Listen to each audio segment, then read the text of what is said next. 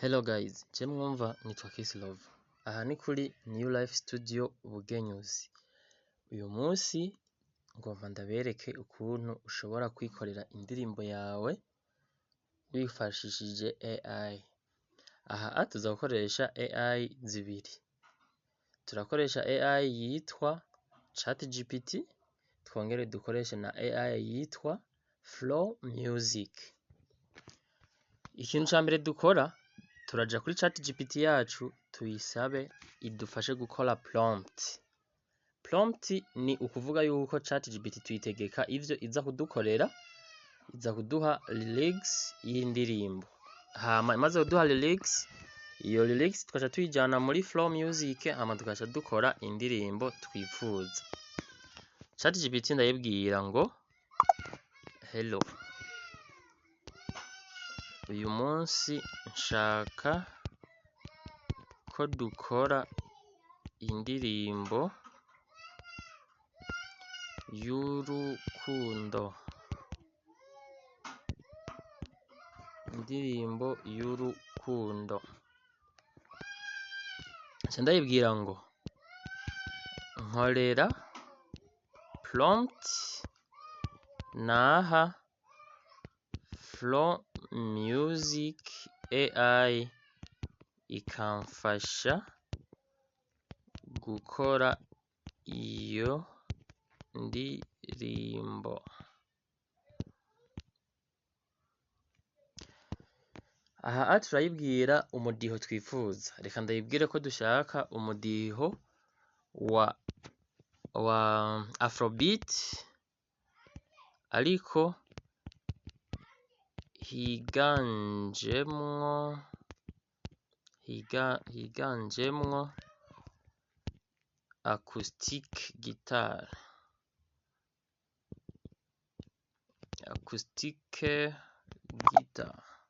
Donc muri iyo ndirimbo haza kuba higanjemwo acoustic, gitari ca acoustic and solo.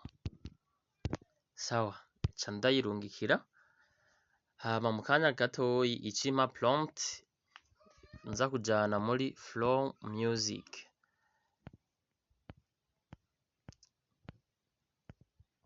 Voilà, murabona ko prompt yamaze kuyimpa.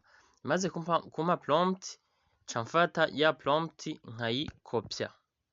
Murabona ahantu hari aka kamenyetso ni akamenyetso ca ndagakorako, nkaba ndahejeje gukopya prompt yacu. Maze gukopya prompt, ca nja muri navigateur canke muri Google nkandikamwo Flow Music. Maze kwandikamwo Flow Music, ca ndaba iyi link ya mbere yanditseko ngo Google Flow Music, ca ndayifyondako. Maze kuyifyondako, murindire gato nca nshikira ahantu hameze uku. Nshikiye ahantu hameze uku, mba narakiriyetinze account. Iyo utakiriyetinze account, uca ubanza ugakreya konte yo kuri Flow Music. Hama umaze gukriyetinga account, uca ushikira kuri dashboard, aho utera ushiramwo ya prompt wakura kuri ChatGPT, and then ukaca ugira. Hama ukaca ushiramwo ya prompt, and then ukaca urungika. Aha ubona handitse ngo ask producer. Tuca dushiramwo ya prompt yacu. Nukuvuga twari twagize copie hariya muri ChatGPT, aha naho tuca tugira coller. Tumaze kugira coller, tuca turungika. Tumaze kurungika prompt, sorry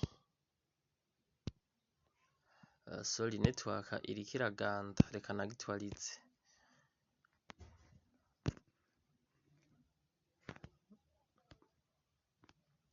Voilà, namaze kwagitwariza. Ubu Flow Music yacu ngoma ndayihe ya prompt. Kuya prompt naho uraza ngaha ikubwira ngo ask producer, ugaca ufyonda ukagumizako, uca ubona ahantu handitse past canke coller bivanye n'ururimi uriko urakoresha. Jewe kwa ndiko nkoresha icongereza, nca ngira kuri past. Maze kugira kuri past, murabona yuko ngaha hari akamenyetso ko kurungika iyi message. nca ndagafyondako, ndagafyonzeko ca ndindira Flow Music ikankorera indirimbo yanje nayisavye. Reka turindire rero mu kanya gato ica iduha indirimbo yacu twayisavye kudukorera.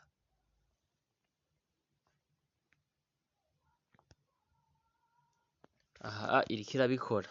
So ico rero ndababwira mwibuke gukora subscribe kuri New Life Studio Bugenyuzi, co kimwe no kuri Facebook ni New Life Studio Bugenyuzi, canke mukaja kuri page yitwa Kiss Lover Tech, nayone ni page ducishako ibintu vy'ubwenge buri munsi.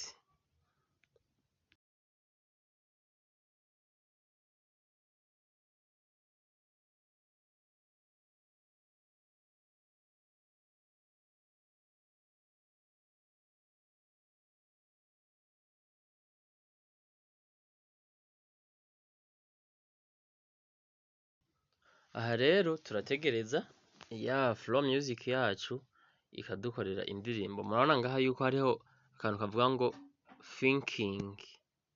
Aha hasi murahabona handitse ngo thinking. Donc ubu iri kuri crafting lyrics. Nakuvuga ngo aha iriko irakora ama lyrics y'irya ndirimbo twayisavye. So guys, mwibuke gukora like, mushiremwo na comment aho mubona mutatahukiwe kugira ngo dushobore kubasigurira neza. Mu kanya indirimbo yacu irabiheze. Mukeneye kwiga ibindi vyinshi bijanye no gukoresha AI, mukore subscribe, mu misi iri imbere cane muzogenda murabona ibintu vyinshi bijanye na AI, haba gukora ajya ama video mubona ari trend mwino misi, haba ivyo gukora ama website, haba ivyo gukora ama application, vyose tuzogenda turabibigisha dukoresheje AI, ivyo gukora amafoto vyose. Voilà, murabona ngaha yatangiye kugeneratinga indirimbo yacu. Rero iyi Flow Music ikora indirimbo zibiri. Buri gihe iyo uyitegetse gukora indirimbo, ikora indirimbo zibiri.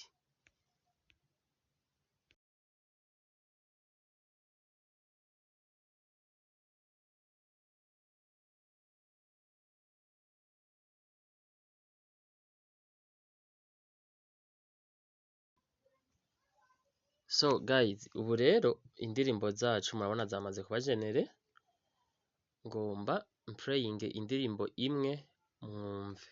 Ndayiplayinga gatoyi hama nce ndayidownloadinga. Kubera ko uhejeje kuzigeneratinga, kuzikora ushaka uyumviririza aho nyene canke ukayiteresharja ukayishira muri telefone yawe.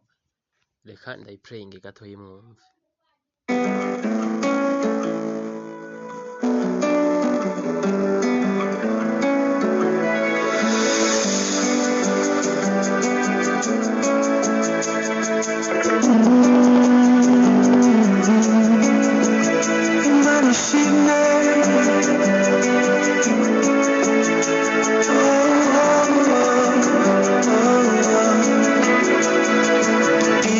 Isura yawe mu gitondo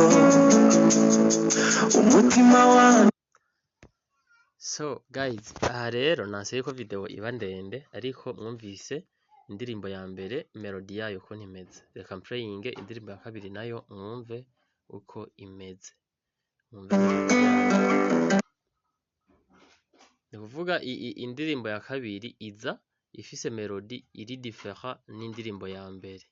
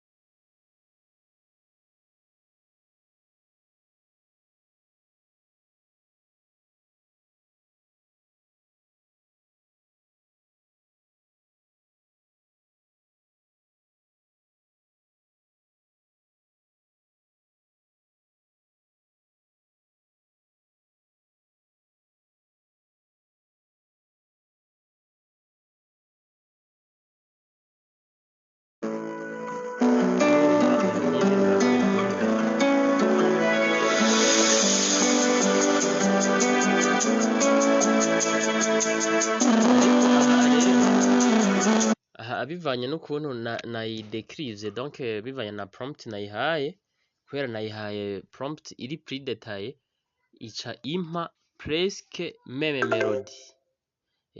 Ariko iyo wahaye amajambo make ukayibwira ati nkeneye indirimbo imeze uku, nkeneye indirimbo y'urukundo iri muri Afrobeat, mugabo ntugire ibintu vy'amadetaye ngo acoustique, ngo solo, ibintu nk'ivyo, yoyo iguha indirimbo zibiri ziri different.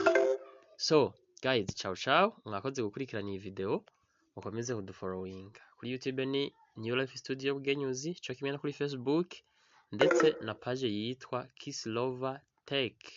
Ciao ciao, je mwumva nari nitwa Kiss Lover.